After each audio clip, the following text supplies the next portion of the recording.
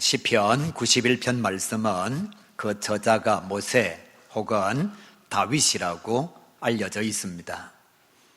모세가 기록했던, 다윗이 기록했던 말씀 속에 나타나는 하나님의 엄청난 축복은 정말 우리 모두가 다 사모해야 할 그런 하나님의 은혜라 그렇게 믿어집니다.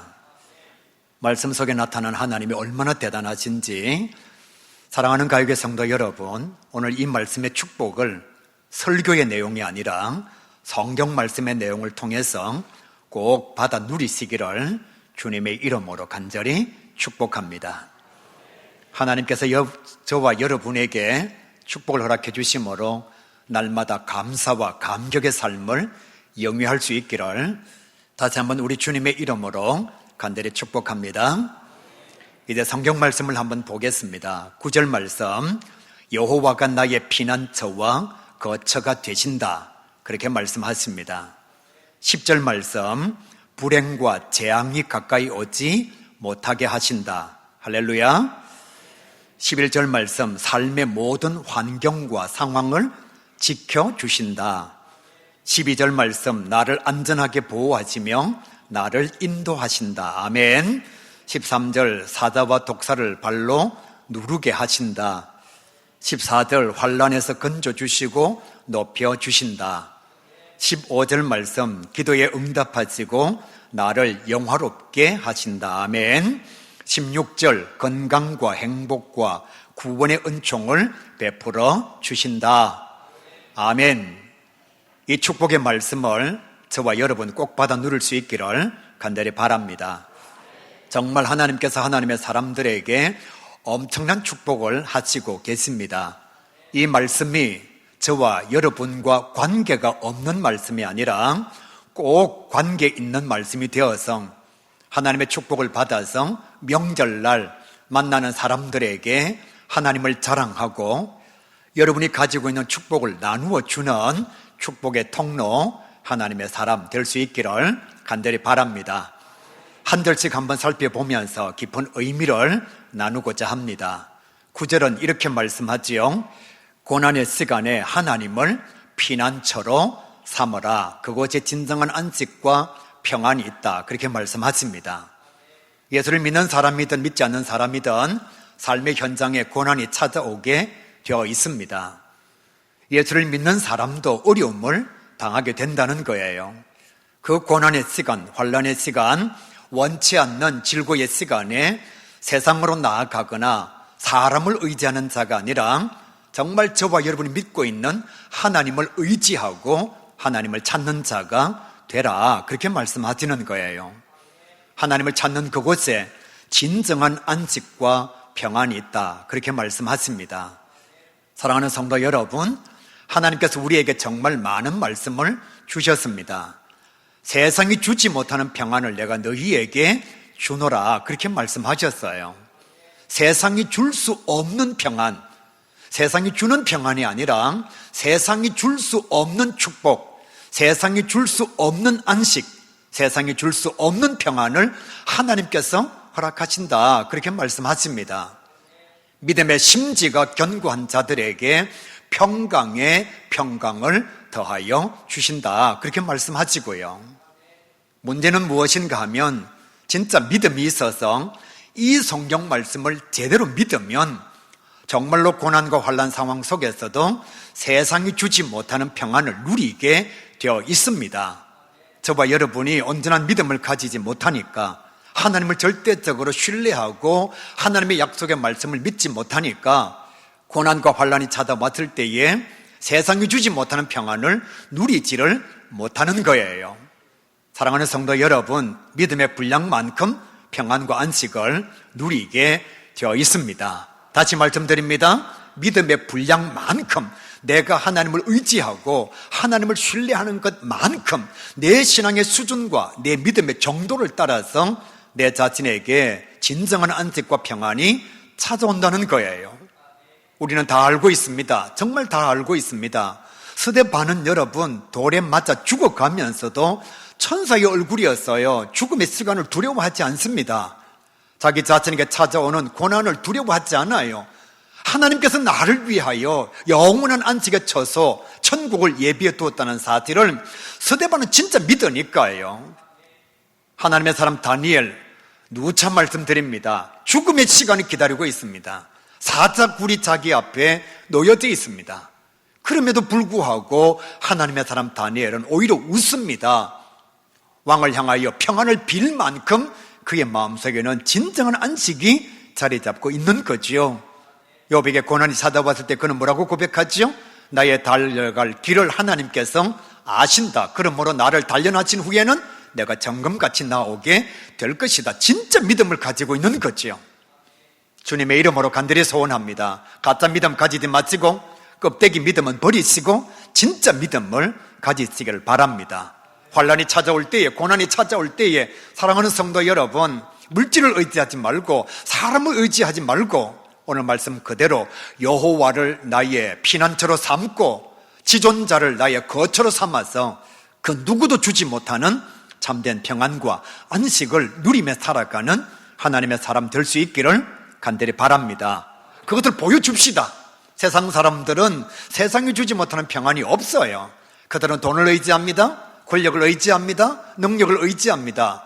자기 자신이 가지고 있는 삶의 자리, 지식을 의지할 수밖에 없는 거예요. 그러니까 진정한 평안을 누릴 수가 없지요.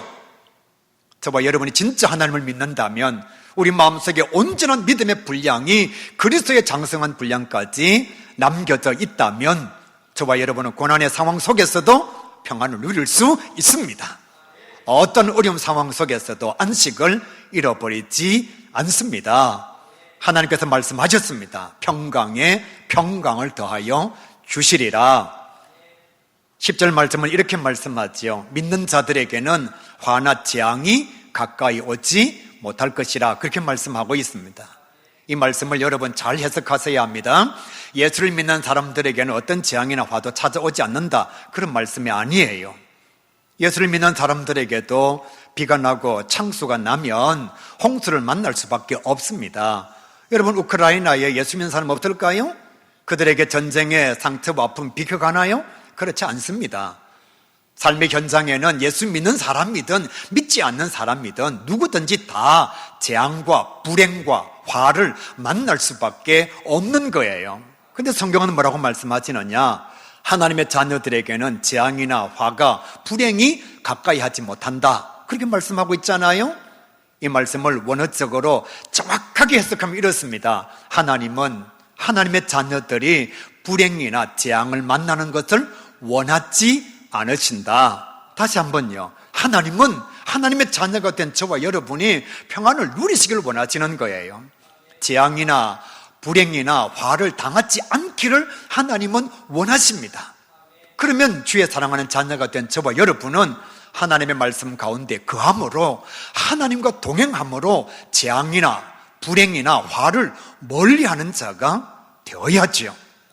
성도 여러분, 하나님을 시험하지 마시기를 바랍니다.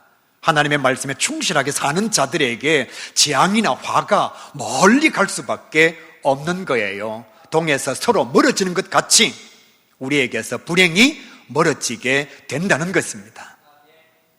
하나님의 약속의 말씀대로 살지 아니하고 오늘 집에 돌아가시면서 한번 여러분 스스로를 시험해 보시길 바랍니다. 눈 감고 운전하면 죽습니다.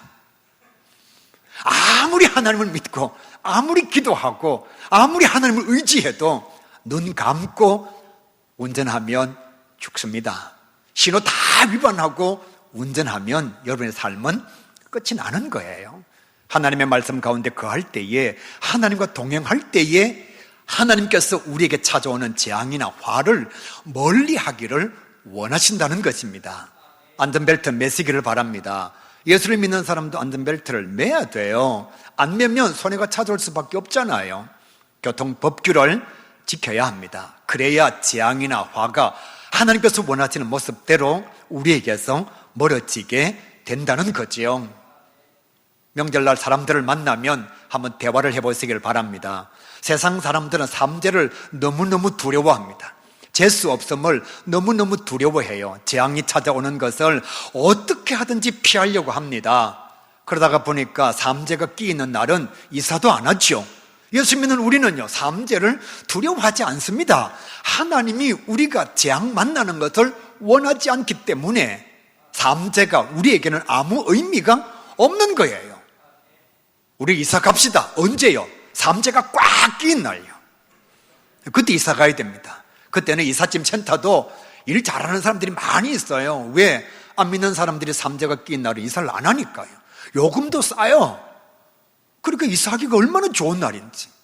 안 믿는 사람들은 재수 없음을, 재앙이나 불행을 두려워하지만 예수 믿는 저와 여러분은 재앙이나 화나 불행을 두려워할 이유가 없는 거예요. 왜냐하면 하나님은 성도들이 불행이나 재앙이나 화를 만나는 것을 원하지 아니하시기 때문에 우리가 말씀 가운데 거하고 하나님과 동행하면 재앙이나 불행이 동에서 서가 먼 것 같이 성도들의 삶의 현장에서는 멀어질 수밖에 없다는 거예요.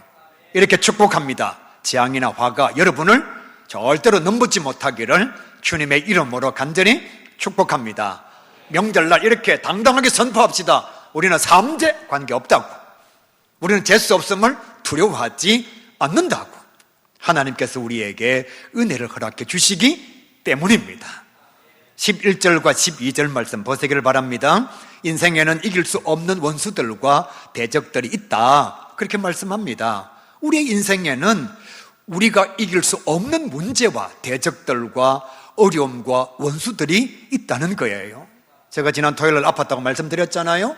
목사에게도 질병이 찾아옵니다. 여러분, 예수를 믿어도 안 걸려요. 어떻게 예수 믿는다고 암이 안 걸립니까? 우리에게 원치 않는 인생에 그친 돌과 장애물들이 찾아올 수가 있습니다. 열심히 사업 경영했어요. 그런데 원치 않게 부도의 시간이 찾아오잖아요. 예수 믿는 자들의 삶의 현장 속에도 원치 않는 거친 돌과 장애물들이 있다, 성경 분명히 말씀합니다. 그런데 그 하나님께서 또 다르게 우리에게 뭐라고 말씀하시느냐? 그때 너는 혼자가 아냐. 어려움을 당할 때에, 거친 돌을 만날 때에, 장애물을 겪을 때에, 원치 않는 대적들과 원수들이 너희 앞에 있을 때에 내가 너와 함께 하마, 그렇게 말씀하시는 거예요. 세상의 사람들은 내가 잘 되면 좋아합니다. 세상의 사람들은 내가 돈을 벌 때 좋아합니다. 내가 건강할 때 좋아하지요. 그런데 하나님께서 뭐라고 말씀하시느냐? 너희가 고난 가운데 있을 때에, 외로울 때에, 너 혼자 있을 때에, 아무도 너희의 사정을 알아주지 못할 때에 이렇게 말씀하죠. 내가 천사들을 명하여 너를 돕게 할 거야. 삼일째 하나님도 우리를 도와주시겠다는 말씀하시고, 하나님께서 천사를 보내셔서, 천사는 두 종류가 있어요. 영적인 존재, 하나님의 사자 천사가 있고요, 우리 곁에 하나님께서 보내신 사람들의 천사가 있습니다. 그러니까 우리가 환난을 당할 때에, 고난을 당할 때에 사랑하는 성도 여러분, 외로워하지 마십시오. 하나님이 여러분과 함께 하십니다. 하나님께서 돕는 천사를 보내셔서 여러분의 삶을 인도해 주십니다. 여러분 혼자가 아니에요. 제가 열심히 기도하고 있습니다. 우리 교역자들이 여러분을 위해서 하나님 앞에 기도하고 있고요, 우리 교회 장로님들이, 그리고 권사님과 안수집사님들이 연약한 여러분을 위해서 새벽 시간마다 기도하고 있습니다. 주님께서 이렇게 말씀하시는 거예요. 내가 너를 돕는 천사를 보내어서 인도하겠다, 그렇게 말씀하십니다. 그러므로 사랑하는 성도 여러분, 성도들 가운데 누군가가 외로워하거든, 누군가가 어려워하거든, 먹을 양식이 없고 명절날 정말입니다, 단 하나의 사과도 받지 못하는 사람이 있거든. 여러분이 그 사람에게 협력자가 되어주십시오. 여러분이 그 사람에게 천사가 되어주시기를 바랍니다. 우리 하나님께서 도와주시기를 원하셔서 목사의 마음에 감동을 주실 때가 있어요. 그러면 돈을 드리고 싶습니다. 우리 장로님의 마음속에 하나님께서 감동을 주셔서 연약한 성도들을 도울 마음을 주신다는 거예요. 그래서 하나님께서 오늘 뭐라고 말씀하시느냐? 누군가가 어려움을 당할 때 내가 돕는 천사를 보내어서 그를 위로하마, 그에게 안식을 주마, 그렇게 말씀하십니다. 명절날 홀로 외로워하는 분 계시면 전화 드립시다. 그게 하나님의 돕는 천사가 되는 거예요. 우리 성도들 가운데 믿음의 연약성 때문에 원치 않는 질병이나 환난이 찾아와서 믿음의 끈을 놓고자 하는 사람이 있다면 여러분 권면해 주시길 바랍니다. 왜? 그런 하나님의 사람이 하나님께서 보내신 돕는 천사예요. 우리가 그것을 감당하지 아니하면 내가 외로울 때에 찾아오는 천사가 없습니다. 내가 힘들 때에 위로해 주는 천사가 없는 거예요.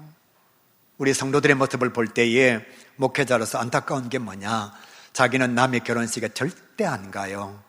어떤 교회의 장례식이 일어나도 찾아보지도 않습니다. 제가 광고를 합니다. 부재 안 해도 됩니다. 여러분 몸 부재 주시면 됩니다. 예배 드릴 때에 사람 숫자 많으면 됩니다. 그럴 때에도 용서하십시오. 싹 쌩 까고 집에 갑니다.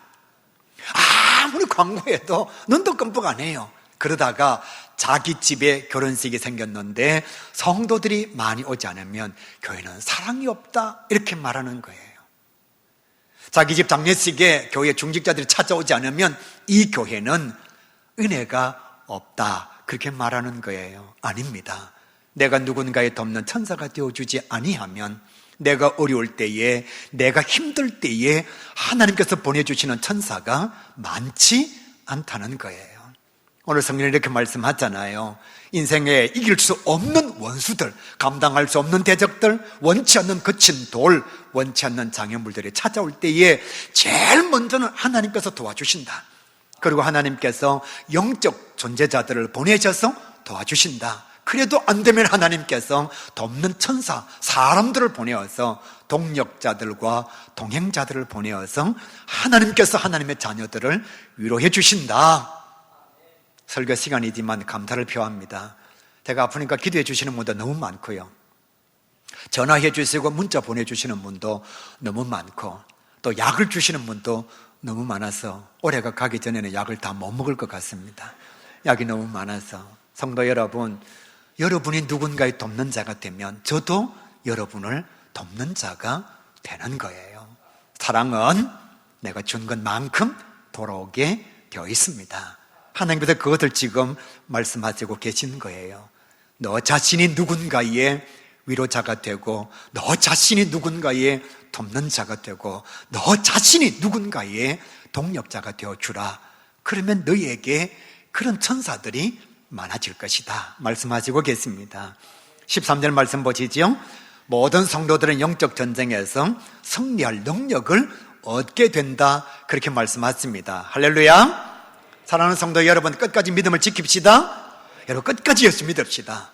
여러분 영적 전쟁에서 승리한다는 게 무엇인가 하면 주님께서 부르시는 그날까지 신앙을 지키는 거예요. 거른 유다를 생각해 보십시오. 그는 예수님과 함께 3년 동안 척근 중에 척근으로 살았습니다. 돈을 맡은 사람입니다. 여러분 집에서도 돈 맡은 사람은 대단한 사람, 여러분의 회사에서도 금고를 맡은 사람은 대단한 사람, 모임, 공동체, 동창회, 동아리 안에서도 돈을 맡은 사람은 신뢰가 가는 사람이에요. 가룟 유다가 예수님의 신뢰를 받아서 돈 맡은 사람이 되었는데 성경 말씀에 보시게 되면 그의 마음속에, 잘 들으시길 바랍니다, 사탄이 들어가니까 예수님을 파는 자가 되었습니다. 사탄이 들어가니까 예수님을 배신하는 자가 되었어요. 결국 그는 어떻게 했느냐, 자기 자신을 스스로 자살하는 것으로 인생을 마감한 겁니다. 3년 동안 따라다녔습니다. 여러분 지금의 믿음을 자랑하지 마시길 바랍니다. 내가 목사다, 장로다, 권사다 중요하지 않습니다. 진짜 중요한 것은 영적 전쟁에 승리해서 주님께서 부르실 때에 내 안에 믿음이 있느냐 없느냐, 그게 중요한 거예요. 오늘 말씀해 보시게 되면 독사가 우리를 미혹할 것이다, 사자가 우리를 넘어뜨릴 것이다. 그렇지만 너는 독사와 뱀과 사자를 발로 누르게 될 것이다, 그렇게 말씀하고 있지요. 이 뱀이 무엇인가 하면 사탄이에요. 아담과 하와를 가장 먼저 미혹한 존재가 뱀입니다. 그 뱀 안에 사탄이 들어간 거예요. 성경은 또 이렇게 말씀합니다. 우는 사자와 같이 삼킬 자를 사탄이 찾고 있다고. 그러니까 뱀과 사자는 뭘 얘기하느냐 하면 간교한 사탄을 말하는 거예요. 우리를 두렵게 하는 사탄을 의미하는 겁니다. 그러니까 지금 성경은 너희가 뱀과 사자의 머리를 발로 밟게 될 것이다. 그러니까 결국 우리가 승리한다는 거죠. 사랑하는 성도 여러분, 진짜 믿음의 길을 걸어가면 우리는 하나님 앞에서 영적 전쟁의 승리자가 될 수 있습니다. 이걸 믿으시길 바랍니다. 영적 승리자가 되어야 합니다. 창세기 말씀에 보시게 되면 뱀은 여인의 후손의 발 뒤꿈치를 상하게 하지만 여인의 후손은 뱀의 머리를 상하게 한다. 누가 이기죠? 여인의 후손이 이기게 되어 있습니다. 그분이 우리의 구원자 예수 그리스도이십니다. 사탄은 끊임없이 우리를 질식하게 만들어요. 어떻게 하든지 우리가 영적 존재가 되는 것을 방해합니다. 제가 말씀 전할 때마다 잘 들으라고 말씀하잖아요. 여러분, 사탄은 아주 뱀처럼 간교합니다. 그리고 사자처럼 용맹해서 우리를 두렵게 합니다. 이 간교한 뱀과 우리를 두렵게 하는 사자가 우리를 넘어뜨리기 위해서 질식의 작전을 펴고 있는 거예요. 범고래라고 하는 아주 큰 고래가 있습니다. 동물의 왕국, 동물은 살아있다. 여기 보게 되면 범고래가 나와요. 범고래는 시시한 생선은 먹지 않습니다. 큰 물고기들만 먹는데 그 중에 대표적인 것이 다른 고래 새끼입니다. 고래는 가끔씩 물 바깥으로 나와서 숨을 쉬어야 합니다. 물 안에만 있으면 안 돼요. 그래서 범고래가 먹이를 사냥할 때에는 고래 새끼들이 막 놀고 있는 데로 갑니다. 그러다가 고래 새끼들, 꼭 욕 같다, 그죠? 고래 새끼 가니까, 그죠? 고래 새끼들이 놀고 있는데 범고래가 가요. 그래서 물속에 놀던 새끼 고래들이 숨을 쉬기 위해서 딱 물 바깥으로 나오려고 하는 순간 그 범고래의 큰 덩치로 눌러버립니다. 절대로 죽이지 않고 눌러버려요. 그럼 어떻게 하느냐? 이 새끼 고래는 계속해서 물속에서 헤엄을 쳐야 됩니다. 그러다가 호흡이 가빠서 또 물 바깥으로 딱 나오려고 하는 순간 범고래가 또 팍 덮쳐가지고 물 바깥으로 못 나오게 합니다. 그 결과 어떻게 되느냐? 6번만 이렇게 하면 새끼 고래가 질식해서 물 안에서 죽어버립니다. 사탄은 우리를 영적 존재자가 되지 못하게 하는 거예요. 세상 속에서 힘들고 어려워서 주일날 거룩한 하나님의 전에 나와 예배 드릴 때에 하나님의 말씀을 듣고 잘 때에 사탄은 이렇게 합니다. 우리를 눌러버립니다. 예배에 가지 못하게 하고 하나님의 말씀 듣지 못하게 하고 말씀을 듣는 시간에도 끊임없이 우리를 질식시키려고 하는 거예요. 그 사탄의 미혹에 넘어가는 순간 우리는 믿음, 영적 전쟁에서 패배자가 되는 것입니다. 사랑하는 가요교회 성도 여러분, 사탄이 우리를 영적 세계로 나아가지 못하도록 질식시키려고 할 때에 정말 하나님에 대한 믿음을 가지고 주님께서 부르시는 그날까지 끝까지 믿음 지켜서 승리하는 하나님의 자녀 될 수 있기를 간절히 바랍니다. 14절에 이렇게 말씀합니다. 하나님은 나를 사랑하시고 높여주신다. 성도 여러분, 세상은요 우리를 누르려고 합니다. 우리가 조금만 잘 되면 우리를 못 살게 굴려고 하는 것이 세상입니다. 이렇게 말씀드릴게요. 세상은 단 한 번도 예수 믿는 사람들을 예수 쉽게 만들어 준 적이 없습니다. 세상은 항상 우리를 대적합니다. 사탄의 공중권세 잡은 자가 할 수만 있으면 우리를 못 살게 굴려고 애를 쓰는 것이 세상입니다. 그래서 오늘도 우리가 교회 가려고 하면 안 믿는 사람들이 이렇게 말하잖아요. 요즘 같은 과학의 시대에 교회 다니느냐고, 하나님 보이느냐고. 성경 말씀에 원본이 없어. 그거 다 사본이야. 어떻게 해서든지 우리로 하여금 예수 못 믿게 만들려고 무시하고 폄하하고 비하하고 우리를 조롱하는 거죠. 조금 못된 놈들은 이렇게 말합니다. 예수를 믿느니 내 주먹을 믿으라, 이렇게 말해요. 예수를 믿느니 닭 엉덩이를 믿으면 계란이라도 하나 얻지, 뭐 이렇게 말하는 놈들이 있습니다. 세상은 끊임없이 우리를 못 살게 굴고 조롱하고 할 수만 있으면 하나님께로 나아가지 못하게 방해합니다. 그런데 오늘 성경은 뭐라고 말씀하시느냐? 우리를 하나님께서 사랑하심으로 우리를 높여주시기 위하여 하나밖에 없으신 예수님을 우리의 대속과 죄사함과 구원을 위해서 이 세상에 보내주셨다. 그 하나님께서 아들까지 주셨는데 예수 믿는 우리들에게 좋은 것 주시기를 원하시지 않겠느냐, 그렇게 말씀하시는 거예요. 사랑하는 성도 여러분, 세상에서 무시를 당하고 때때로 원치 않는 핍박과 박해를 당할 때에 이렇게 생각하십시오. 너희들은 나를 무시해도 하나님은 나를 높여주신다. 하나님은 나를 존귀히 여겨주신다. 교회 안에서도 마찬가지지요. 때때로 봉사하고 헌신하는 나를 조금 많이 배웠다고, 많이 가졌다고, 많이 안다고 말로서 무시하고 상처를 주는 사람들이 있습니다. 교회 안에서도 그런 일들이 발생할 수가 있어요. 믿음의 공동체 안에서 하나의 마음을 가지는 게 정말 어려워요. 여러분, 성경의 핵심이 사랑이고 용서인데 교회 안에서 제일 안 되는 게 사랑과 용서입니다. 성경이 이렇게 말씀하잖아요. 성령께서 하나 되게 하신 것을 힘써 지키라. 너희는 다 하나야. 그런데 오늘날 교회 안에 얼마나 많은 공동체가 자기 욕심과 탐심과 자기의 이기심 때문에 다툼이 일어나고 있는지 몰라요. 그럼 우리에게 주님께서 뭐라고 말씀하시느냐? 교회 공동체는 그렇다 할지라도 나는 너희들을 무시하지 않아. 나는 너희들을 높여주기를 원해. 그렇게 말씀하십니다.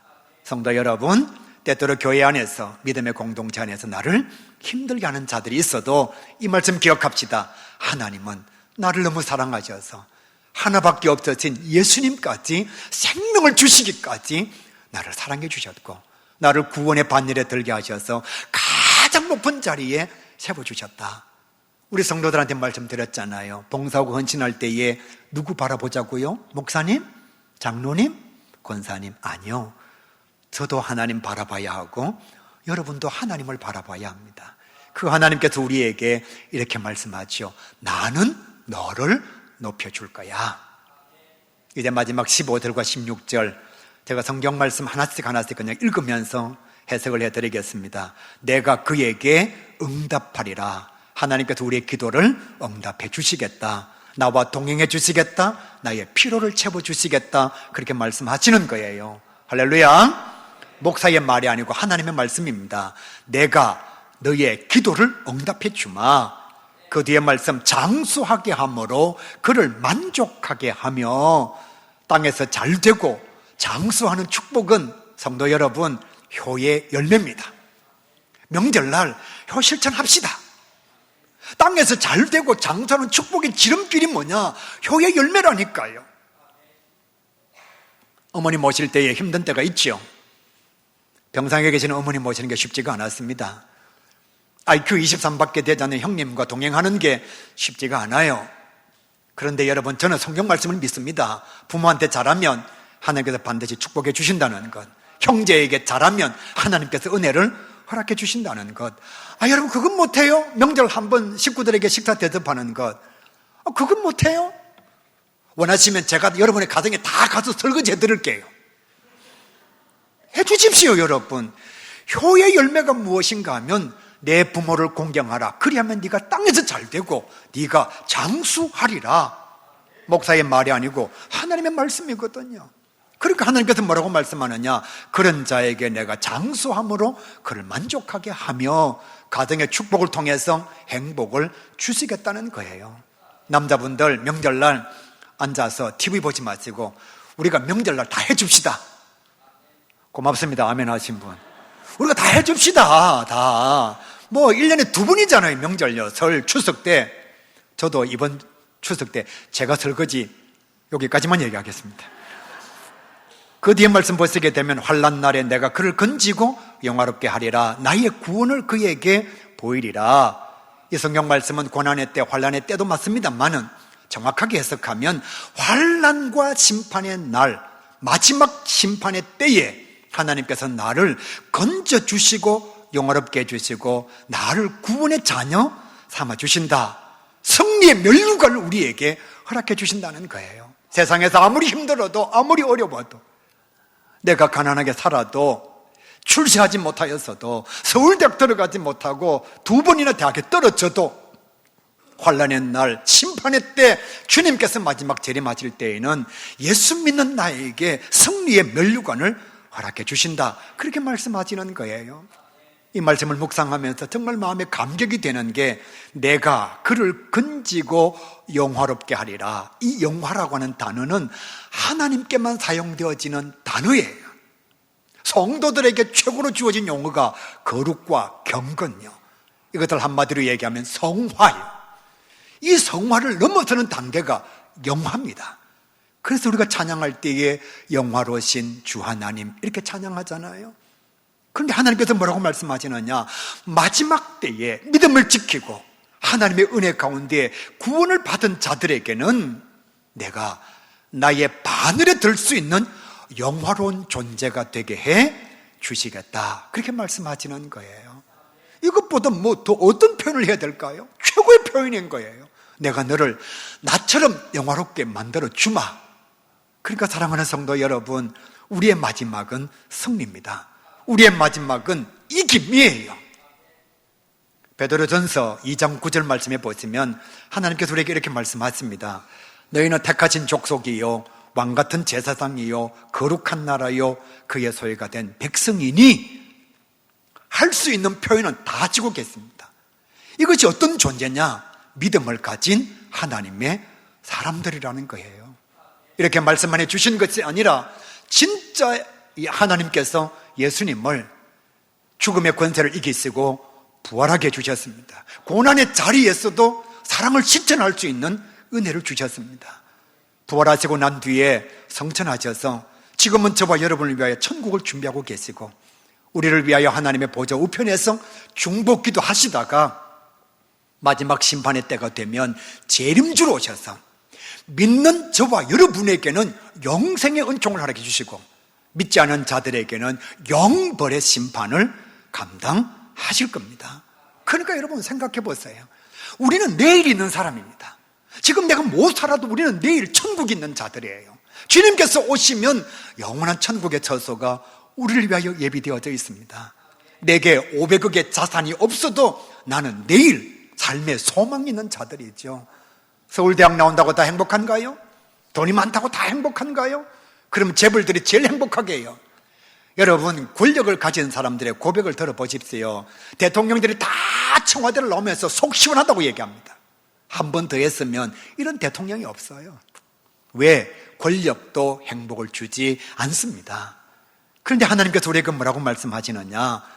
예수 그리스도께서 모든 권세자, 모든 권력자들을 예수님의 이름 앞에 무릎 꿇게 하신 것처럼 믿는 자들에게 마지막 주어질 면류관은 승리의 면류관이라, 그렇게 말씀하십니다. 옥하는 목사님께서 지금은 돌아가셨습니다만은 예전에 국제 제자 사역 훈련은 마지막 강의를 하실 때에 이렇게 강의하십니다. 사랑하는 교육자 여러분, 교회는 이깁니다. 절망하지 마십시오. 교회는 이깁니다. 교회 역사 2000년 가운데 무수히 많은 박해자가 있었고 무수히 많은 권력자가 있었고 용감한 장군이 있었고 교회를 핍박하는 자들이 있었지만 그들은 다 죽었습니다. 그러나 핍박을 받았던 교회는 지금도 존재하고 있습니다. 여러분, 교회가 이깁니다. 그런 강의를 하셨어요. 그 강의를 들을 때마다 가슴이 뭉클했습니다. 오늘 제가 여러분에게 이렇게 말씀 전할게요. 사랑하는 성도 여러분, 성도가 사탄과 세상을 이깁니다. 당당하게 자랑할 수 있기를 바랍니다. 명절날 돈 좀 없다고 주눅들지 하지 마시기를 바랍니다. 내가 뭐 대단한 공부를 못했다고, 출세하지 못했다고, 서울에 있는 큰 대학에 가지 못하고 지방에 있는 대학 다닌다고 여러분 절대로 스스로를 무시하거나 폄하하지 마시기를 바랍니다. 우리는요, 하나님께서 허락하신 택하신 족속이고 거룩한 제사장의 나라고 하나님께서 선택한 하나님의 소유된 백성입니다. 베드로전서 2장 9절 하반절에 이렇게 말씀해요. 왜 하나님께서 여러분을 승리하게 해주셨느냐? 이는 우리를 구원하신 이의 아름다운 덕을 선포하게 하려 하심이라. 명절이 눈앞에 다가왔어요. 행복한 모습 보여줍시다. 승리한 모습을 보여줍시다. 하나님의 자녀로서의 당당함을 믿지 않는 자들에게 보여줄 수 있기를 바랍니다. 그리고 여러분이 축복을 나누어 줌으로, 선물을 나누어 줌으로 이렇게 말합시다. 예수를 믿으면 행복할 수 있습니다. 예수를 믿으면 평안을 누릴 수가 있습니다. 이 아름다운 덕을 마음껏 자랑하고 선포하고 나누어주는 승리자 우리 가요계 모든 성도 꼭 될 수 있기를 주님의 이름으로 간절히 축복합니다. 우리가 이깁니다.